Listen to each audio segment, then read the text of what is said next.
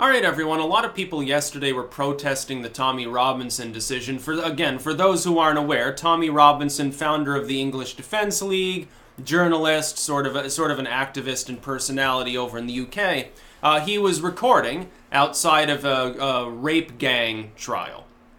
And apparently the British police didn't take too kindly to this wrongthink because, of course, he's not, a socialist or something. And it was actually, I guess, just recording because he's interested in it.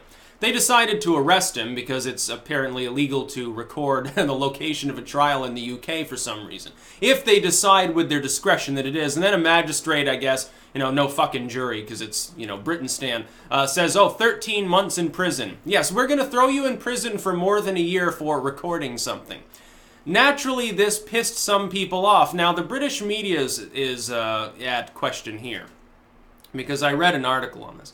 And they're like, hundreds of far-right protesters converged to basically indicating this group of Nazis is mad that their Nazi leader got imprisoned. And I'm thinking to myself, looking across just the internet, and I'm assuming that this is, reflected to some degree in the UK itself. A lot of the people that are pissed off are not far-right, a lot of them are libertarians. Or there's like free speech advocates in general, including some people that are on the left. Look, it's the same as like when someone gets deplatformed on YouTube or Facebook or something. It doesn't really matter what their politics are. Tommy Robinson's politics, I don't fucking care about his politics. I don't care about the EDL. I don't care about his variant of ethno-nationalism or his ties to Pegida. It doesn't matter. It doesn't matter if he was a communist. Let's say that what's his name there, Uhuru, or the fucking, I can't remember his name. That tie-wearing communist, let's say he showed up, some trial in the UK, and started recording, he's like, these bourgeois people on trial. And the police dragged him off and sentenced him to 13 months. Number one, if he's conducting legitimate journalism, don't you think it's a little odd he'd get arrested?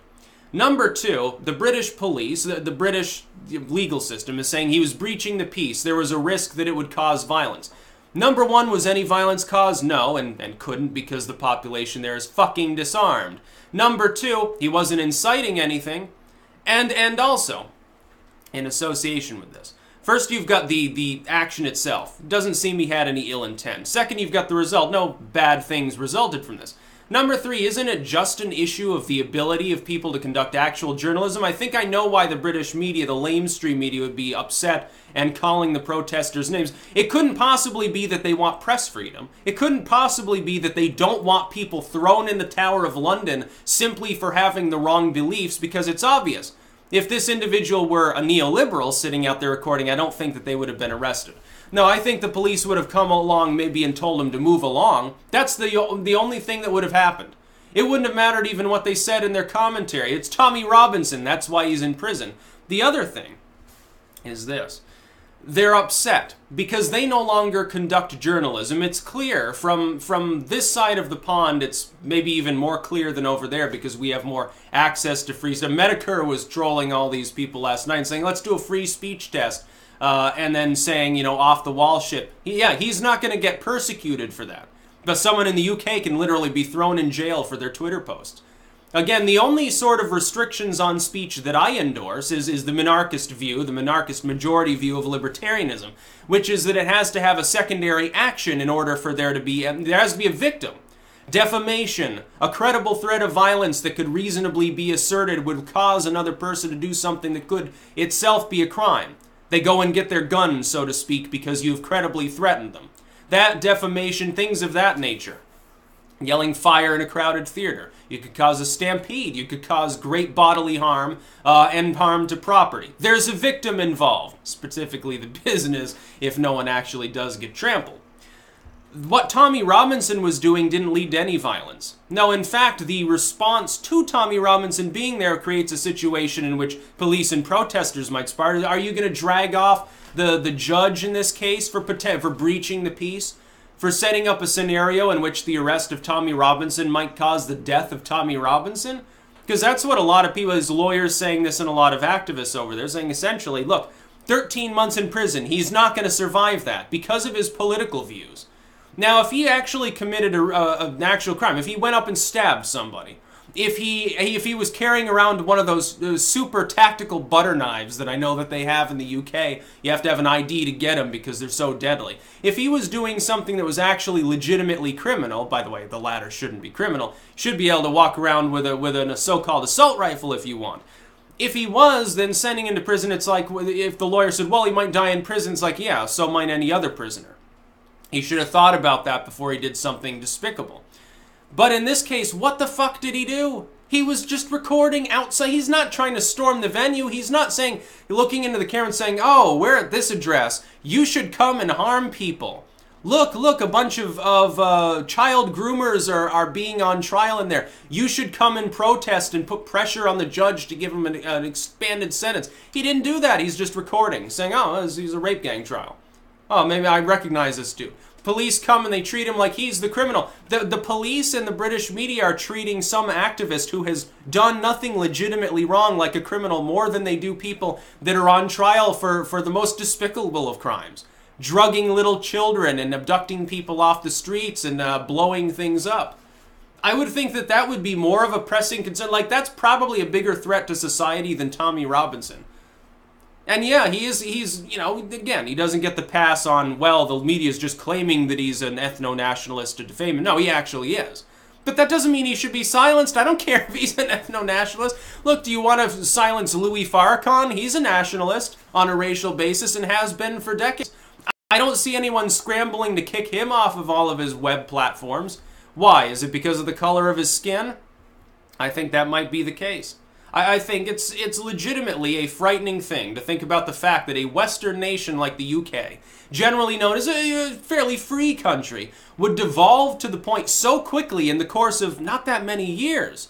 Because when I was a kid, it's like, oh yeah, and UK, it's a Western nation, part of NATO, part of the Western sphere, one of our allies. They're a free nation. They're kind of like us, except rainier, and they have shitty food. That's basically the way, you know, you would think of the UK. You think bonny old England or whatever.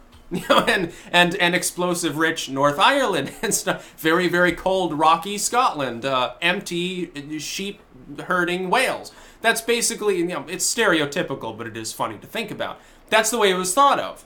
Now it's like, oh, you mean that hellhole over there that's increasingly like a bad semblance of 1984? You know, Orwell did not mean his literature to be a guide to run your society. He meant that to be the sort of thing you needed to avoid. You think of like Brave New World or Brazil or even like a Blade Runner future. These are cautionary. They're not meant to be guides to things. It's like they have that plaque, I think, on Orwell's home, and they've got a camera right above it. And I'm thinking to myself, based on that picture, that is a microcosm of the problem in the UK. Then you also, whenever satire can reasonably pass for something real, there's a problem. It's like when those the eyes are watching you posters were on their subways. Now those weren't actually government sponsored. That was basically a protest message. But you could think of it as real because of the way the UK's government works. You could think of it being something they would actually do. It's so dystopian and nightmarish. The government there no longer represents anyone. Now, I know, of course, you have a constitutional monarchy, so you're really not represented anyway. A bunch of rich, drunken people represent you, badly, usually, it seems. The last good decision, I think, that was made in the UK was to respect the Brexit decision, and before that, not to strike Syria. Of course, now we're striking them anyway, which is a blot on the Trump presidency in France, mainly. I don't think the UK decided to join in, but you understand. No, it's... Tommy Robinson should be immediately freed. At the very least, 13 months for what he did. Since there's no actual victim, I would think that would be a little excessive. Can't they give him a suspended sentence or something? Oh, wait, he already was on one. Because people keep attacking him. Maybe he whipped out a butter knife. Ooh, scary. 10 months suspended sentence for you. The glory to Her Majesty. Now, you know, you should call on the royals, inbred and crazy as they are, might be better than your parliament. Maybe you want to just fucking dissolve it and go back to a monarchy. And let your crazy royal family make the decisions. You might be better off.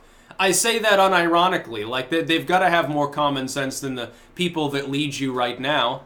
I mean, what's his name? Corbyn or whatever his name is there. You know, it's just crazy.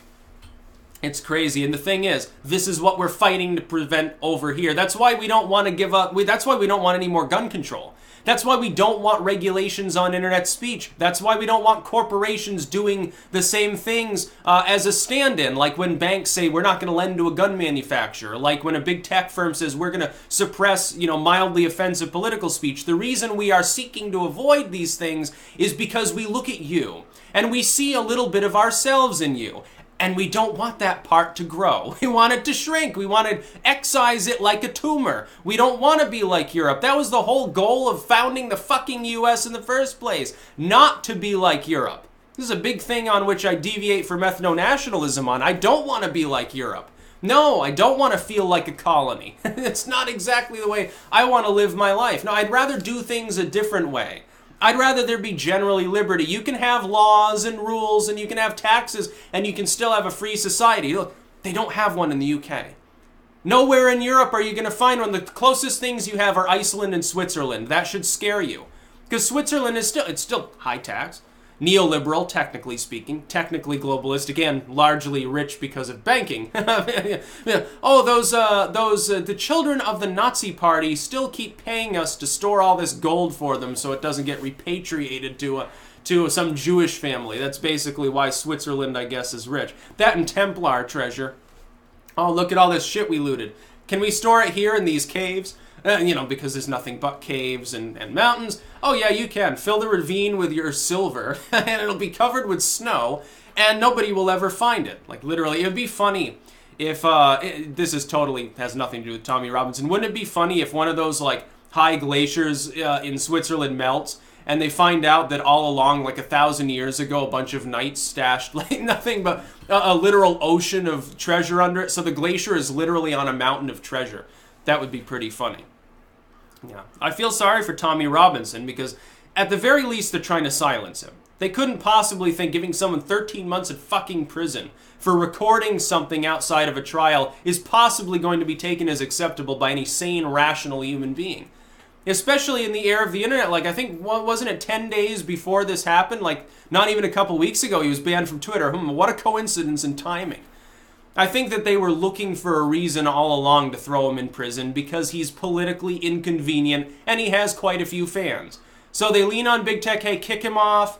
We're tired of it. We don't want him spreading his message of hate, which is basically, I'm recording something. He goes for a burger, or what passes for a burger in London anyway.